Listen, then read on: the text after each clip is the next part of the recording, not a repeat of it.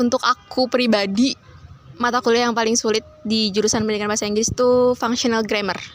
Jadi di jurusan pendidikan bahasa Inggris UPI itu ada 4 tingkatan grammar. Grammar 1 itu basic, grammar 2 intermediate, grammar 3 advance, terus habis itu ada functional grammar.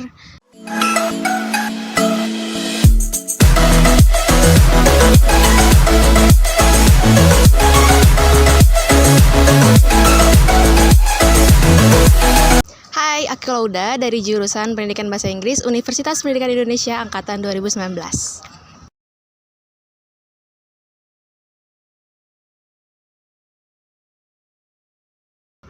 Jadi dulu sebelum nentuin kampus impian, udah nentuin dulu nih jurusan yang dipengenin apa, yaitu Pendidikan Bahasa Inggris kan. Nah, terus dapat informasi lah dari kerabat-kerabat, dari guru-guru kalau UPI itu emang universitas yang basisnya pendidikan gitu. Jadi langsung daftar ke UPI aja karena cocok pendidikan bahasa Inggris dengan kampus pendidikannya kayak gitu.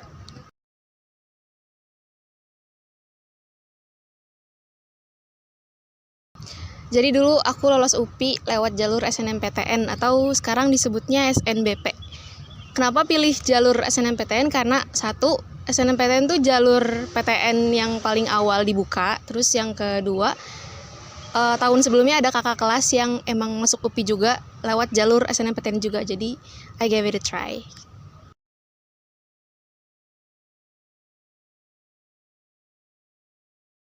Yang pertama pasti karena passion aku emang ada di jurusan ini, terus ada dorongan dari orang tua juga untuk berkecimpung di dunia pendidikan.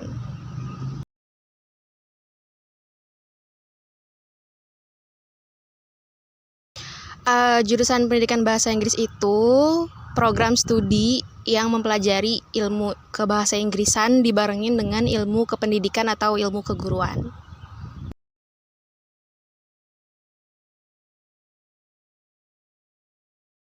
Kalau untuk kualitas, dosen-dosen di jurusan pendidikan bahasa Inggris UPI itu academic qualification-nya bagus-bagus menurut aku.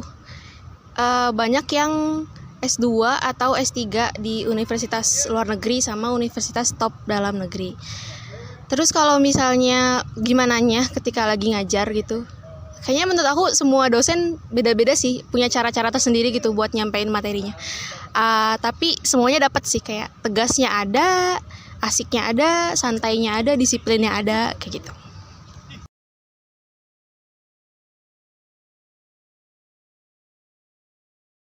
Untuk dosen muda ada, tapi nggak banyak. Ada sekitar 1-3 lah gitu. Kalaupun ngajar juga ada beberapa matkul yang dosen mudanya itu mendampingi dosen yang lain, terus ada juga yang dosen mudanya aja sendiri kayak gitu.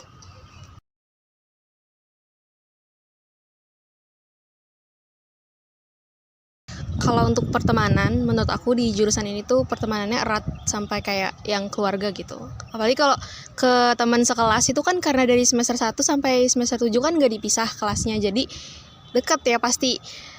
Dan buat temen yang kelas sebelahnya juga deket karena banyak mata kuliah yang dicampur gitu perkasa. Jadi nggak sebatas teman dekat aja. Apalagi kalau misalkan join himpunan itu lebih banyak lagi relasinya dari yang sampai kakak tingkat sampai ada tingkat kayak gitu.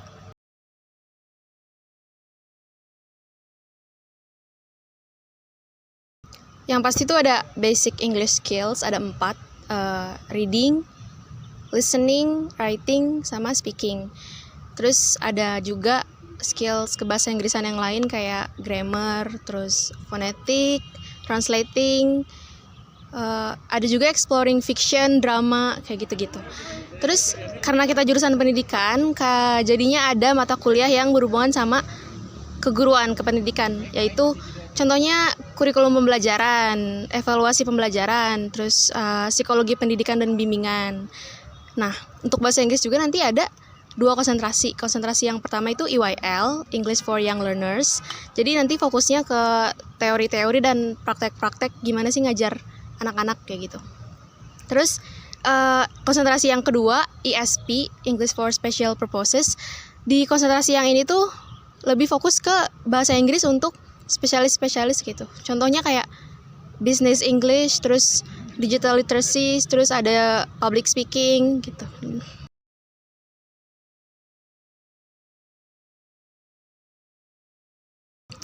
ada dua sih. Yang pertama translating, terus yang kedua karena aku ambil konsentrasi EYL, jadi ada mata kuliah namanya Practice of Teaching EYL yang upper primary. Jadi upper primary itu fokus ke anak kelas 4 sampai kelas 6 SD lah gitu.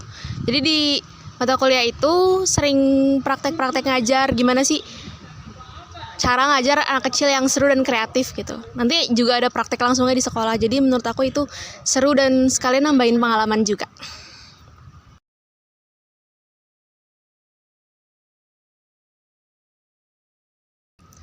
Untuk aku pribadi, mata kuliah yang paling sulit di jurusan pendidikan bahasa Inggris itu functional grammar.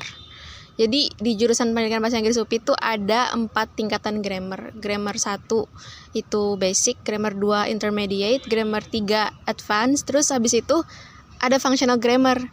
Susahnya karena harus teliti dan banyak istilah-istilah yang harus banyak diingat gitu.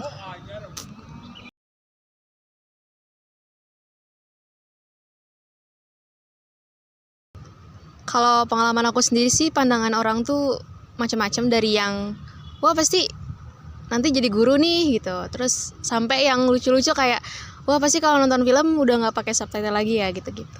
Tapi alhamdulillah positif-positif sih pandangannya, walaupun sebenarnya si pandangan itu nggak 100% bener kadang-kadang kayak gitu.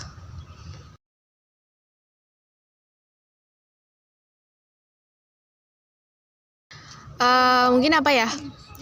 Dulu kalau misalnya abis nyampein materi, biasanya dosen tuh ajak sekelas main Kahoot atau quizzes gitu. Jadi yang masih relevan sama materi yang tadi disampaikannya gitu. Jadi seru sih, karena kita kan jadi kompetitif dan bisa sambil nge-review materi juga gitu. Apalagi kan ranknya itu ditampilin ya pakai proyektor di kelas. Jadi itu seru banget, menyenangkan.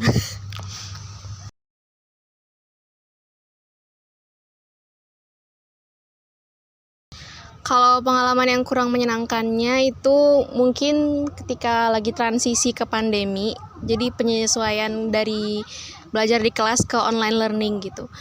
Menurut aku juga ini nggak sulit buat mahasiswanya aja, tapi buat ke dosen-dosennya juga. Kita sebagai mahasiswa tuh kurang menyenangkannya karena biasanya ngedengerin dosen, terus biasanya ketemu teman-teman di kelas tiap harinya. Sekarang belajarnya jadi lewat Zoom kayak gitu. Tapi alhamdulillah itu cepat bisa beradaptasi sih.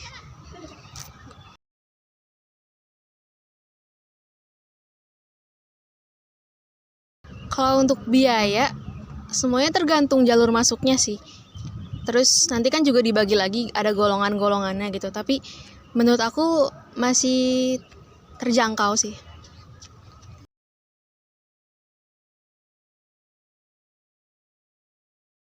Selain tentunya jadi guru bahasa Inggris, peluang karir yang lain ada juga jadi dosen, terus tutor, translator, sama pekerjaan-pekerjaan lain di perusahaan yang membutuhkan skill dari sarjana pendidikan bahasa Inggris.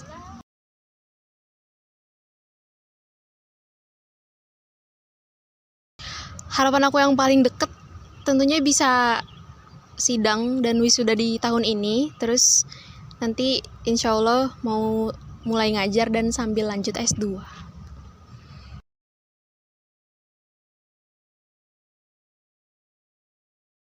Karena pendidikan, pasti gelarnya itu SPD atau Sarjana Pendidikan.